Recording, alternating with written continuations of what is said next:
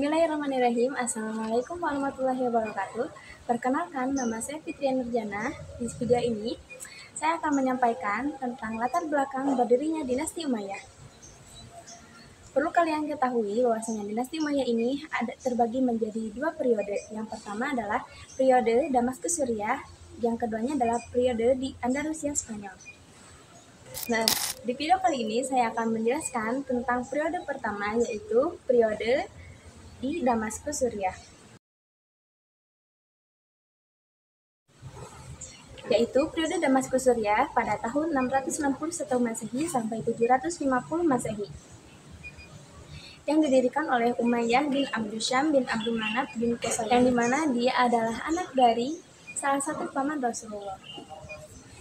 Nah, latar belakang berdirinya dinasti Umayyah ini adalah sebab terbunuhnya Utsman bin Affan oleh Umar bin Khattab. Pada saat itu, kekhilafahan langsung berpindah kepada Ali bin Abi Thalib. Pada saat kekhilafahan Ali bin Abi Thalib ini, Ali bin Abi Thalib tidak langsung memberi hukuman atau tidak langsung memberi qisas kepada para pemberontak atau kepada Umar bin Hamid. Dikarenakan pada saat itu keadaan politik masih sangat kacau dan perlu diperbaiki. Nah, niatan Ali ini dianggap tidak baik oleh sebagian sahabat karena dianggap sebagai penundaan qisas kepada sang pembunuh Utsman. Tak hanya sampai situ, ternyata Muawiyah bin Abi Sufyan ini sangat menolak kepemimpinan Ali ini, dan puncaknya pada saat kematian Ali bin Abi Thalib, Muawiyah melakukan pemberontakan. Dan puncak pemberontakannya yaitu ketika Ali bin Abi Thalib ini wafat, Muawiyah bin Abi Sufyan melakukan berbagai pemberontakan atau melakukan berbagai aksinya untuk melawan kepemimpinan periode selanjutnya. Karena di sini terjadi kekosongan pemimpin.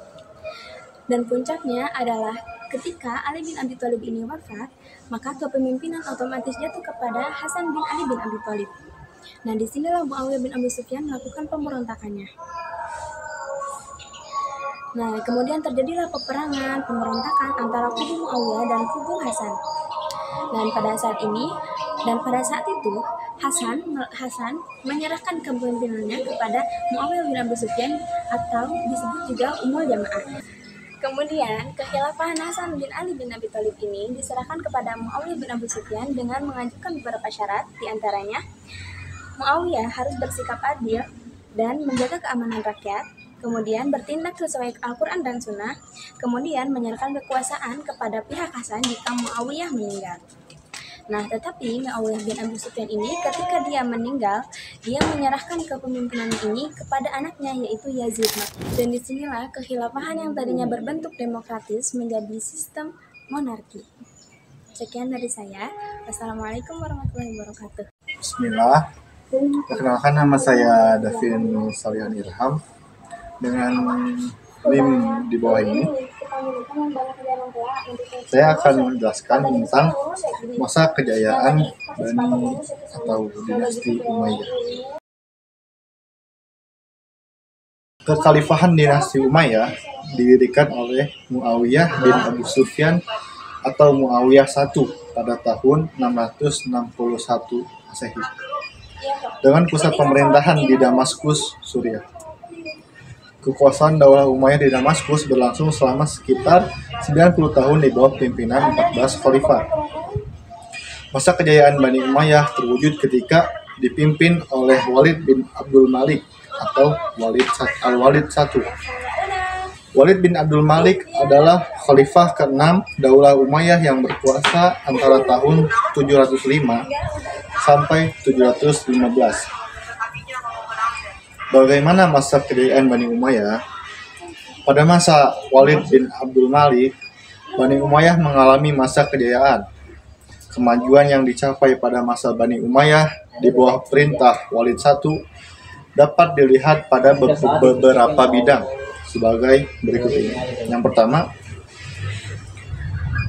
luasnya wilayah kekhalifahan. Sejak awal pemerintahannya, Khalifah Walid bin Abdul Malik telah melakukan berbagai upaya perluasan wilayah. Keberhasilan ekspansi wilayah Walid bin Abdul Malik didukung oleh keberadaan beberapa panglima perang yang cakap seperti Qutaibah bin Muslim, Muhammad bin Al-Qasim, dan Musa bin Nusair. Musa bin Nusair menyerang serta menaklukkan Aljazair dan Maroko. Ia mengangkat Tariq bin Ziyad untuk memerintah daerah tersebut. Didorong oleh kemenangan di Afrika Utara dan kerusuhan di kerajaan di Spanyol. Pada 710 Masehi, tahun 710 Masehi, Musa mengirim Tarif bin Malik bersama 500 tentara untuk menyerbu Spanyol. Pada masa pemerintahan Khalifah Walid bin Abdul Malik, tercatat peristiwa yang spektakuler yang menandai perluasan Islam ke Eropa yang terjadi pada tahun 711. Peristiwa itu adalah mendaratnya pasukan Islam di Gibraltar dan mulai menaklukkan kawasan ini. Saat itu, Musa menugaskan Tariq bin Ziyad dengan 7.000 tentara untuk melawan pasukan Spanyol di bawah pimpinan Roderick. Dengan tambahan 5.000 tentara yang dikirim Musa, Tariq bin Ziyad berhasil mengalahkan sekitar 100.000 pasukan Spanyol. Dengan demikian, pintu untuk menguasai Spanyol terbuka luas, di mana Toledo, Seville, Malaga, Elvira, Cordoba, dan beberapa kota lainnya jatuh ke tangan pasukan Muslim. Saat Bani Umayyah menguasai Spanyol, praktik toleransi beragama mulai terasa. Di saat yang hampir bersamaan, Khalifah Walid bin Abdul Malik juga memerintahkan pasukan yang dipimpin Muhammad bin Qasim ke Hindustan. Di bawah pimpinan Muhammad bin Qasim, Bani Umayyah melakukan ekspansinya dan berhasil menguasai Sind dan Nepal. Kemudian, pasukan Panglima Qutaibah bin Muslim tercatat dapat menaklukkan Sungai Dajlah, Turki, Saged, Syaas, Farghanah, Bukhara, Samarkand, Kashgar, dan Turkistan. Di masa kejayaannya, kekhalifahan Bani Umayyah mampu menguasai Transoxiana, yaitu kalau sekarang Uzbekistan, Kazakhstan, Tajikistan, dan Turkmenistan, anak benua India, dan semenanjung Iberia di Eropa. Kemudian masa kejayaan Bani Umayyah dapat dilihat dari pembangunan berbagai infrastruktur dan fasilitas umum. Selain fokus pada perluasan wilayah, sebagai pemimpin Bani Umayyah, Khalifah Walid bin Abdul Malik juga membangun sarana dan infrastruktur bagi rakyatnya. Di Madinah, ia memerintahkan pembangunan sumur dan merenovasi jalan umum. Khalifah Walid bin Abdul Malik juga membangun rumah sakit pertama dalam sejarah Islam. Penyandang cacat dan kaum duafa pun diberikan tempat tinggal. Mereka ditempatkan di sebuah panti yang para pengurusnya digaji dan diberi fasilitas oleh negara. Selain itu, Khalifah Walid bin Abdul Malik juga melakukan renovasi terhadap Masjid Nabawi di Madinah dan Masjid Al-Aqsa di Yerusalem. Di Damaskus yang merupakan ibu kota Bani Umayyah, Khalifah membangun Masjid Agung yang menelan biaya sangat besar. Pada masa pemerintahan Khalifah bin Abdul Malik, Bani Umayyah telah mengalami stabilitas politik yang didukung oleh wazir dan gubernur yang cakap.